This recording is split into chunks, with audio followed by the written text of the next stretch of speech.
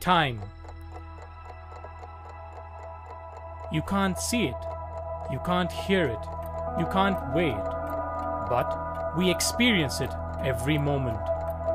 The whole piece of time is a landscape, and we move through it, slice by slice. But do we really understand time? Is time same for everyone? To understand time, let's go back in time and make a small journey with a certain young patent clerk, Albert Einstein. Imagine you're traveling with Einstein in a train moving at a certain uniform speed. The train, relative to the outside environment, is in motion. The two of you sitting inside, on the other hand, observe each other as stationary objects, as both you and the train are moving at the same speed. Hence, relative to the train, you are stationary, and the laws of physics stay same inside the train as they would on the ground when you are standing still. Now let's consider you get off the train and observe it moving across in front of you. Now you are stationary, and relative to you, Einstein is moving with the same speed as the train. This is the phenomenon of relative motion, and we observe it every day. Does everything in the universe observe this relative motion the same way? Yes, everything except light. Light behaves in a different way. Imagine you have a light clock with you. This light clock has two mirrors in the opposite directions and a light beam bouncing between them. Now, let's say the distance between the two mirrors is d, and the time for the light to cover that distance is t. For the sake of simplicity, let's say it's 1 second. So, when this clock is with you at rest position, the light bounces between the mirrors, covering distance d in 1 second, which gives us the speed of light s. Now remember, speed is distance per unit time.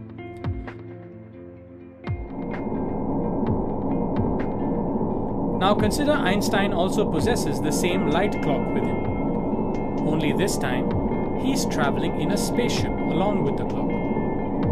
When Einstein travels in a certain speed, the clock travels with the same speed of the spaceship in the same direction. Here, light has to travel an extra distance in the same 1 second. Let's consider this distance to be capital D and represent the speed of light here as capital S, which has to be greater than small s.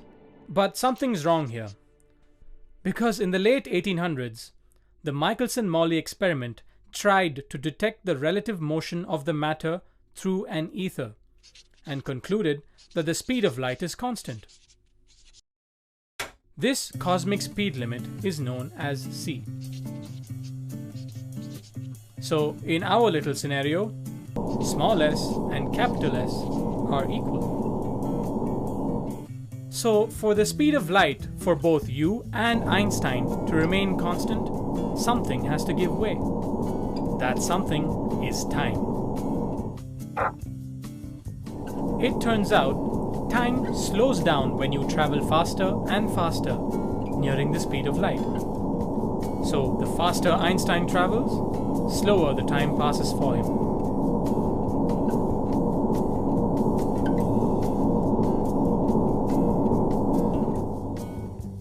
Hence, what could be a day for Einstein in space could be as much as 50 years for you on the ground.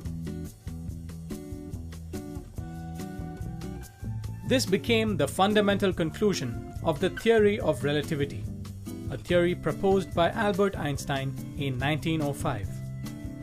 This theory broke the traditional understanding of time as a constant entity and proved that time in fact is different for different observers.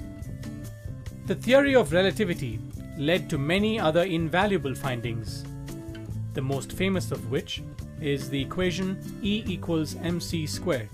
But more on that later.